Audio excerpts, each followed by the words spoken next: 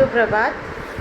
पिछले व्याख्यान में हमने सहभागी का अवलोकन को देखा था कि सहभागी का अवलोकन हम किसे कहते हैं। यह सहभागी का अवलोकन सरल अनियंत्रित अवलोकन की एक प्रकार के रूप में देखा जाता है, जिसके अंतर्गत अनुसंधानकर्ता अपने आप को जिस समूह का अध्ययन करना है उसका सक्रिय सदस्य बना लेता है।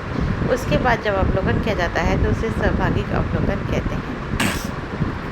हमने ये देखा था कि सहभागी का अवलोकन में हम अपना उद्देश्य बताएं या छुपाएं, चाहे हम कुछ भी प्रकार से करें, सबसे ज़रूरी चीज़ होती है अपना आप को समूह का सक्रिय सदस्य बनाना या इस तरह का कार्य करना जिससे कि समूह के सदस्य हमें अपना ही माने। अब यह आता है कि सहभागी का अवलोकन की कुछ सीमाएं हैं। वो सीमाएं क्या क्या हो सकती हैं।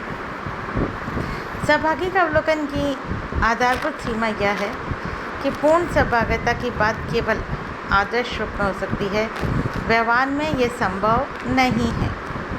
बसु ने सामाजिक विज्ञानों में सहभागी अवलोकन की भूमिका के बारे में लिखा है। एक क्षेत्रीय कार्यकर्ता व्यवहारिक कारणों से समुदाय के जीवन में कभी भी पूर्ण रूपेण भाग नहीं ले सकता। वह समुदाय की क्रिया पर अपना ध्यान केंद्रित करता है, पर उसका ध्यान आवश्यक रूप से समूह के प्रति उसकी मूल विचारधारा से कुछ सीमा तक हट जाता है। अपनी आयु, लिंग व सांस्कृतिक पृष्ठभूमि की भिन्नता के कारण उसकी समूह के जीवन में पूर्णतः सहभागिता नहीं हो सकती।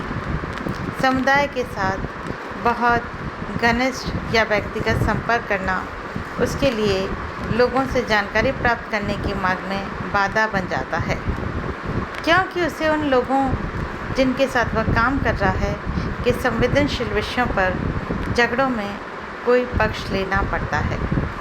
यदि वह किसी एक पक्ष का साथ देकर दूसरे पक्ष को नाराज़ नहीं करना चाहता तो अवलोकनकर्ता को तटस्थ रहना पड़ेगा, और यह तटस्थता उसकी सहभागिता को सीमित करेगी।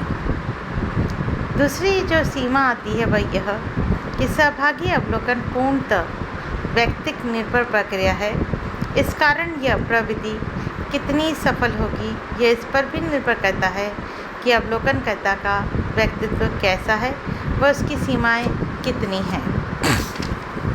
सहभागी का अवलोकन के उदाहरणों के रूप में जिन सामाजिक वैज्ञानिकों जैसे मैलिनोवस्की, फोर्ड, लेंड्स, बूथ आदि के अध्ययनों का उल्लेख किया जाता है, उनके अध्ययनों की सफलता का मुख्य कारण यह था कि ये अवलोकनकर्ता कुशल व अनुभवी सामाजिक वैज्ञानिक थे।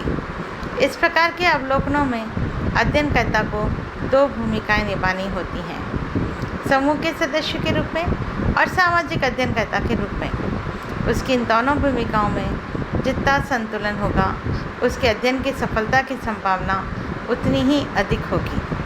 लेकिन सामाजिक वैज्ञानिकों का कहना है कि अवलोकनकर्ता चाहे तटस्थ रहने का कितना भी प्रयत्न क्यों न करे, कुछ न कुछ अभिनति आ ही जाती है जो कि उसकी वस्तुनिष्ठता को प्रभावित करती है। इसका तात्पर्य यह हुआ कि जब हम समूह के सक्रिय सदस्य होते हैं तो समूह में जो भी क्रियाकलाप हो रहा होता है, कई बार हम भी उससे उतनी ही सक्रियता से जुड़ जाते हैं जितने कि समूह के सदस्य जुड़े हुए हैं। तब हम अपने आप को पूर्णतः तटस्थ नहीं रख पाते और अपने विचारों और मनोभावनाओं को उसमें सम्मिलित कर देते हैं, जिससे कि उसकी जो वैज्ञानिकता है वह प्रभावित होनी आरंभ हो जाती है। हम अपने आप को वस्तुनिष्ठ नहीं रख पाते हैं। इसी से जुड़ी हुई एक स्थिति और भी है। कई बार अवलोकनकर्ता अपनी स्थिति से भावात्मक रूप से जुड़ जाता है। ऐसी स्थिति में वह यह अवलोकन करने की अपेक्षा कि दूसरे लोगों में अहम की संतुष्टि की प्रवृत्ति कैसी है, अपने अहम को संतुष्ट करने पर ध्यान देने में लगता है। यह भी इसी से जुड़ती हुई बात है कि यहाँ पर अवलोकनकर्ता उस समूह से इतना अधिक जुड़ जाता है कि उसे अपने ईगो को सेटिस्फाइड करने पर विशेष ध्यान देने लगता है, दूसरों की तरफ ध्यान कम दे पाता है। कई बार अवलोकनकर्ता अवलोकित समूह से भी भावात्मक रूप से जुड़ जाता है। ऐसे में वह उन्हीं के ढंग से घटनाओं व व्यवहारों को देखने लगता है। यह भावना वहाँ तक तो ठीक है जहाँ तक उसकी यह अंतर्दृष्टि विषय को समझने में मदद करती है, लेकिन जब अवलोकनकर्ता उनके व्यवहार के प्रति सहानुभूति लेने लगता है, सहानुभूत होने लगता है, तो उनके व्यवहारों को आदर्श रूप में इस सीमा तक स्वीकार कर लेता है कि वे व्यवहार उसे स्वाभाविक लगने लगते हैं। तब उसकी तथ्य संकलन करने की क्षमता प्रभावित होने लगती है और यह सही तथ्य संकलित नहीं कर पाता। नेक्स्ट है, अवलोकनकर्ता के सामने एक कठिनाई और आती है। जब वह लंबे समय तक किसी समूह का सदस्य बनकर रहता है, तब वह अति परिचित घटनाओं पर ध्यान देने से धीरे धीरे चूकने लगता है, जबकि अति असामान्य घटनाएं तथा विचलनकारी व्यवहार उसका ध्यान तुरंत आकर्षित कर लेते हैं।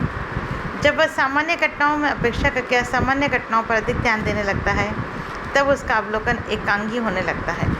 यह भी एक कारण है कि प्राय यह माना जाता है कि सहभागी का अवलोकनकर्ता उसी समूह का नहीं होना चाहिए जिसका अवलोकन किया जाना है, बल्कि उसे किसी अन्य समुदाय का सदस्य होना चाहिए, क्योंकि तभी वह उन सामान्य घटनाओं को भी देख सकेगा जो अवलोकित समुदाय के सदस्यों के लिए इतनी सामान्य है कि उनका ध्यान तक आकर्षित नहीं कर पाती।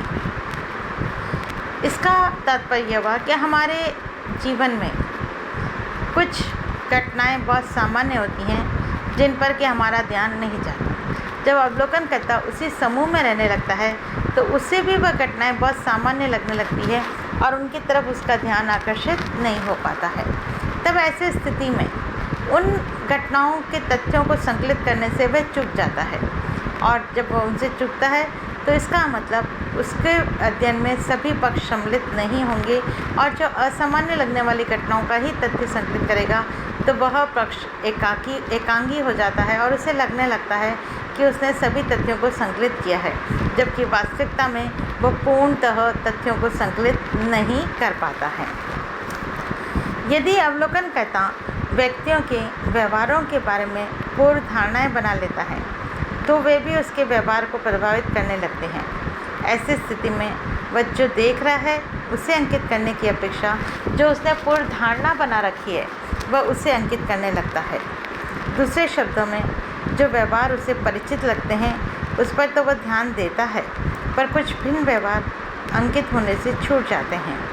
यह स्थिति पहले प्रदर्शित स्थितियों से बिल्कुल भिन्न है, लेकिन यह भी तथ्यों की वस्तुनिष्ठता को प्रभावित करती है।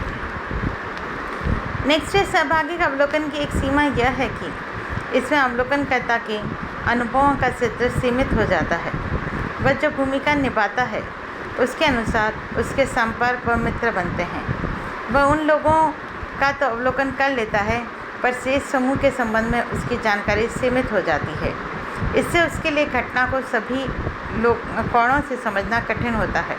वह उसका दृष्टिकोण एक पक्षीय हो जाता है। इसे रिले ने बेस्ड व्यू पॉइंट इफेक्ट कहा है, लेकिन ये स्थिति स्वाभाविक ही है, क्योंकि जैसा कि मोजर का कहना है, संपूर्ण चित्र प्राप्त करने के लिए समुदाय के किसी एक अकेले अवलोकनकर्ता को अपवाद में ही प्राप्त हो सकता है। इसके अलावा ये सामाजिक संबंध उसे चाहे अनचाहे रूप में सामूहिक निर्णयों में भी भागीदार बनाना चाहते हैं। कई बार अवलोकनकर्ता की यह सहभागिता समूह के सामान्य व्यवहारों को ही बदल देती है। सहभागी का अवलोकन की एक समस्या घटनाओं पर नियंत्रण न होने की भी है, क्योंकि अवलोकनकर्ता कोई परिस्थिति बना नहीं सकता। जैसे झगड़े का अध्ययन करने के लिए झगड़ा करवा नहीं सकता है, उसे तब तक प्रतीक्षा करनी पड़ती है जब तक ये परिस्थिति अपने आप पैदा न हो जिसका कि वह अध्ययन करना चाहता है। इसका एक पक्ष और भी है। यह आवश्यक नहीं है कि एक अवलोकनकर्ता के जो अनुभव हैं वे ही अनुभव दूसरे अवलोकनकर्ता के भी हों। इससे तथ्यों की सत्यापनशीलता में कठिनाई आने लगती है। इससे तथ्यों के समाजीकरण का स्तर गिरता है। अनुभवों की भिन्नता का एक रोचक उदाहरण मैक्सिको के एक गांव टेपोस्टेला का अध्ययन है, जिसमें रेडफील्ड के सहभागी अवलोकन के 17 वर्ष बाद लेविस ने सहभागिक अवलोकन किया था। यद्यपि 17 वर्षों का अंतर बहुत अधिक अंतर होता है और तथ्यों में भिन्नता लाने के लिए पर्याप्त अंतर कहलाता है, पर साथ ही एक मुख्य कारण जो था वह यह कि पेडकॉफ ने स्पष्ट किया है अवलोकनकर्ता के स्वभाव तथा सांस्कृतिक उन्मेष का अंतर भी है। इसमें उनके स्वभाव और उसको तथ्यों को एकत्रित करने के तरीके या उसमें एकत्रित करने का तरीका चाहिए, लेकिन उनकी विचार, उसका व्यवहार, वह सभी उसे प्रभावित करता है। इसी के साथ हमारा सहभागिक अवलोकन समाप्त हुआ। नेक्स्ट व्याख्यान में हम असहभागिक अवलोकन देखेंगे। तब तक के लिए